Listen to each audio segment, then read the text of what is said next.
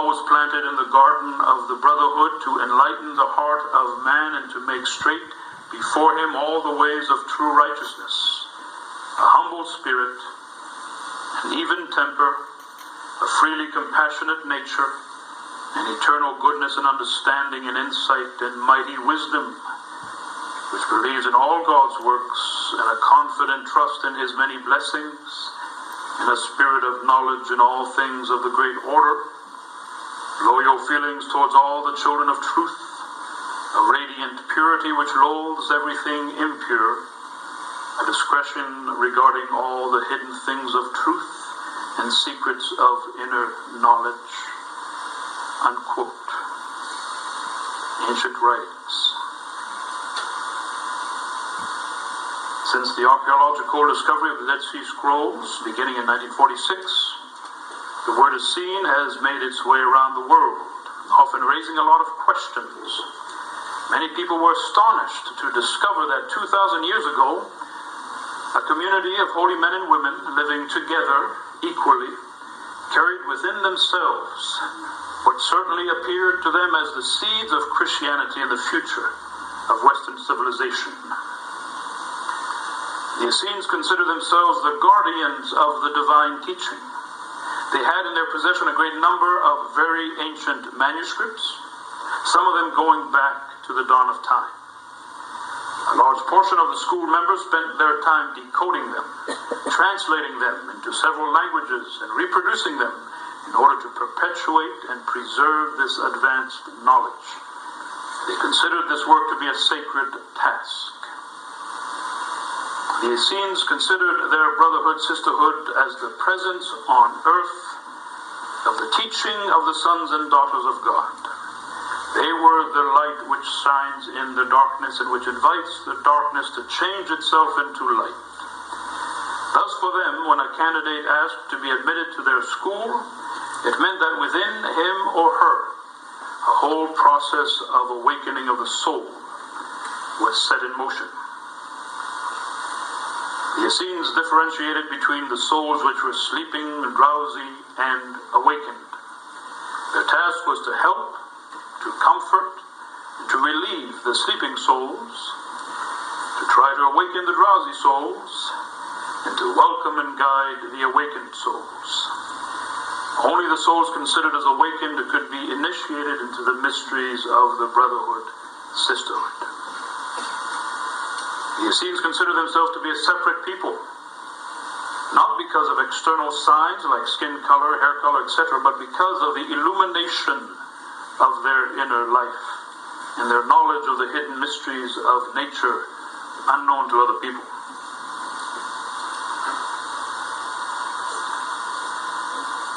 A number of contemporary scholars believe that although the Essenes began as an esoteric minority sect within Judaism, they went on to become the very first Christians, called Essene Nazarenes or Ebionites. It is quite clear that the headquarters of the entire Essene movement was Mount Carmel in northern Israel, not Qumran in southern Israel, and that Jesus was primarily associated with Carmel. Equally clear is the fact that the northern Essenes in the region of this Mount Carmel were called Nazarenes. The fact that nearly every major event associated with the life of Jesus occurred in northern Israel is strong evidence that Jesus lived most of his life in that area. Only 4 events of Jesus' life occurred in southern Israel: his birth in Bethlehem, his visit to the temple when he was 12, his baptism by John, his final journey to Jerusalem. And each of these events is clearly described as occurring after making a long journey from his home in northern Israel. I'm going to stop here for a moment. Sandy, will you turn on the second light so people can find their way to chairs? I'm seeing people wandering in the dark. We don't want that when we talk about the Essenes.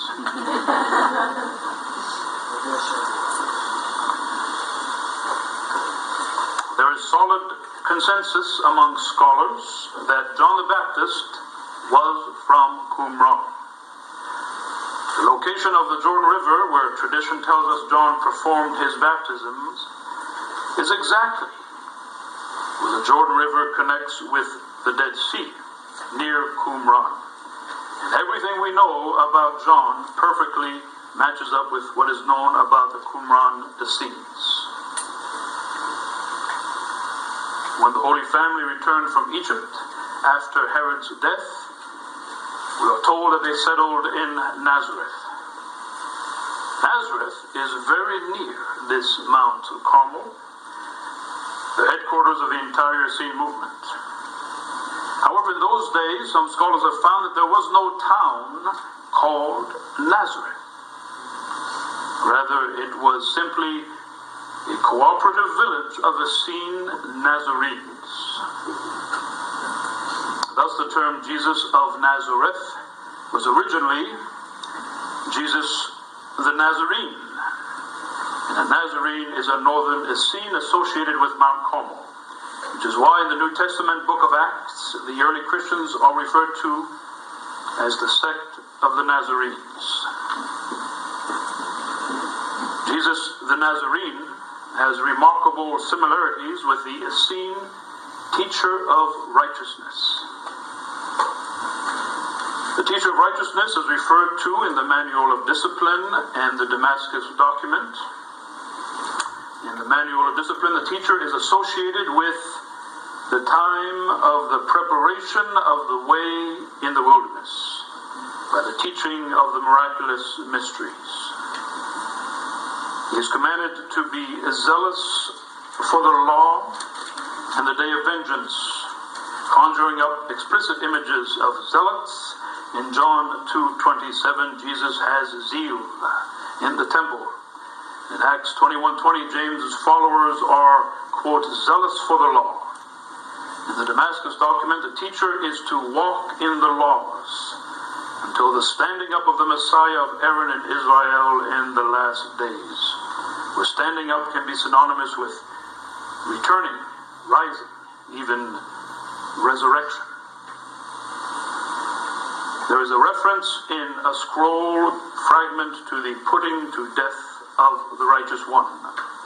Compare this with the passage in James 5:6, which says, "You condemn the righteous one, you put him to death, though he does not resist you."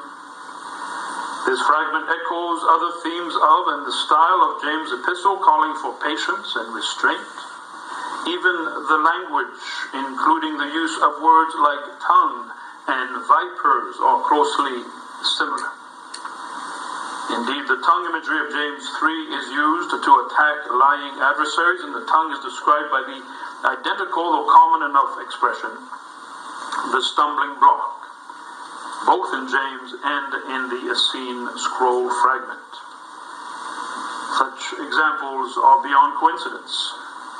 In James 2:20-24, the man of emptiness knows not that a man was justified by his works, and faith without works is dead, a plain contradiction of Paul's message that faith alone brings salvation, now considered to be so much at the heart of Christianity.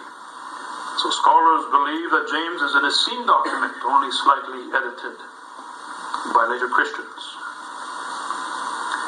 Other fragments also suggest that the Nazi, the prince of the community, was put to death, though it could be interpreted that the Nazi put someone else to death. The context is that of the revered quotation from Isaiah, "A rod shall rise from the stem of Jesse, and a branch shall grow from his roots," referring to the Messiah. Elsewhere, a messianic figure will overthrow the evil generation. This fragment possibly refers to a crucifixion. The scholar Dupont summarizations of these remarkable similarities between the teacher of righteousness and Jesus the Christ are as follows. Both were martyred prophets, subsequently revered by their followers as the suffering servant. Both preached penitence, poverty, humility, love of one's neighbor, and chastity. Both prescribed observance of the law of Moses. Both were the elect of God and the Messiah, the Redeemer of the world. Both were opposed by the priests, the Sadducees, condemned and murdered.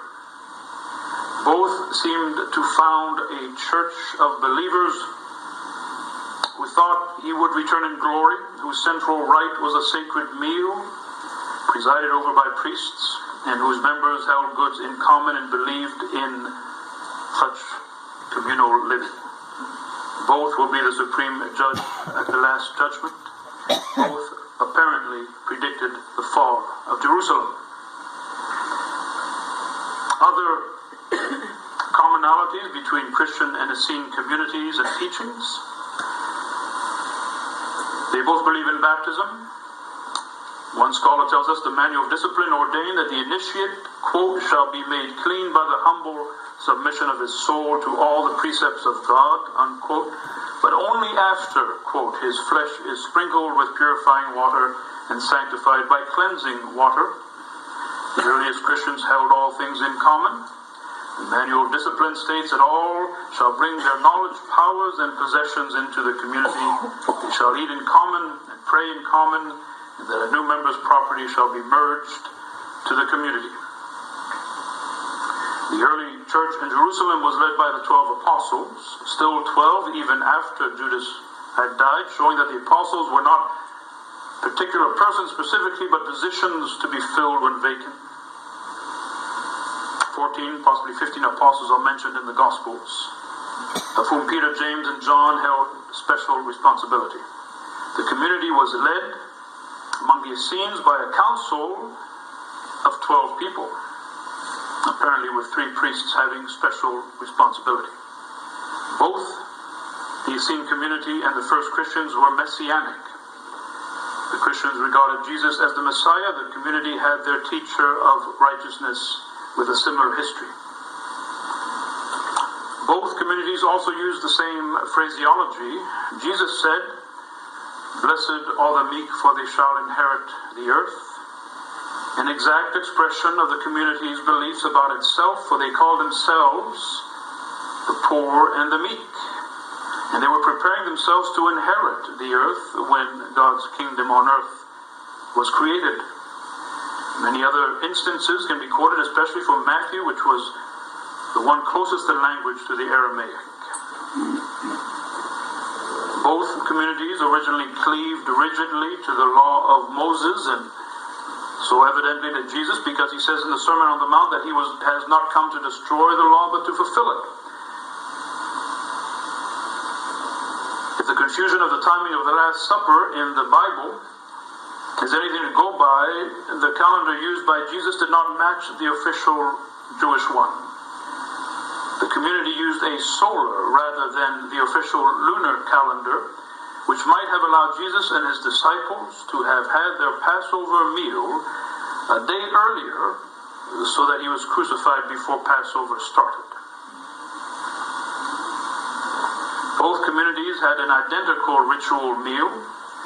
The Christian one supposedly specially instituted by Jesus at the Last Supper.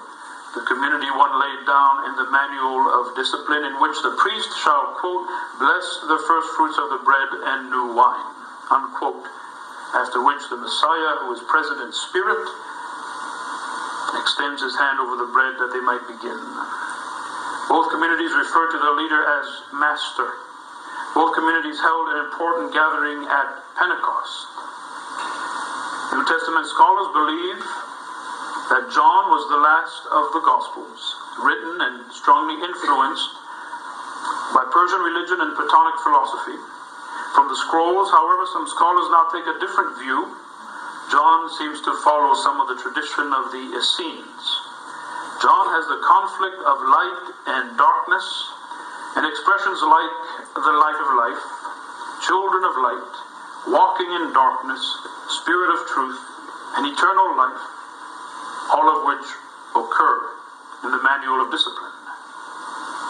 John has the words, and all things were made through him, and without him was not anything made that was made. The manual of discipline has the following: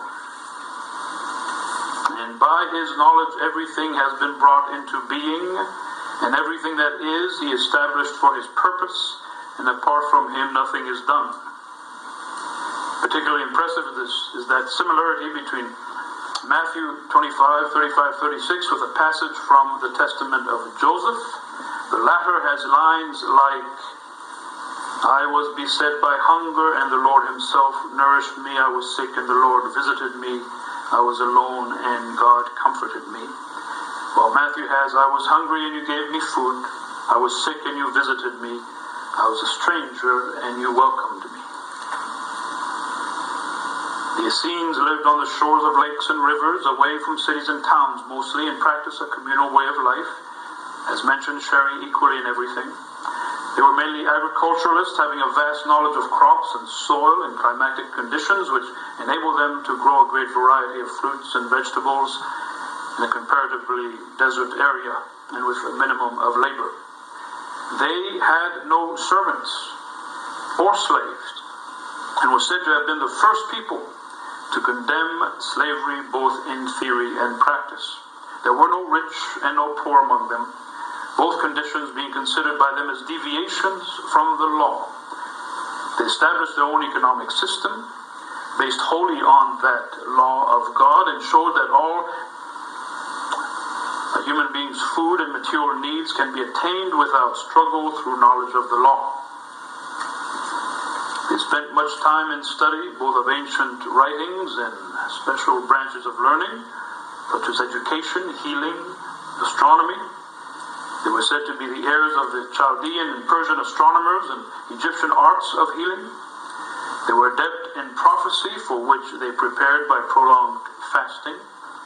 In the use of plants and herbs for healing, they were likewise proficient. They lived a simple, regular life, rising each day before sunrise to study and commune with the forces of nature, bathing in cold water as a ritual and donning white garments. After their daily labor in the fields and vineyards, they partook of their meals in silence, preceding and ending with prayer. They were entirely vegetarian in their eating and never touched flesh foods nor fermented liquids. Their evenings were devoted to study and communion with the heavenly forces. Membership in the brotherhood was attainable only after a probationary period of a year and 3 years of initiatory work, followed by 7 more years before being given the full inner teaching.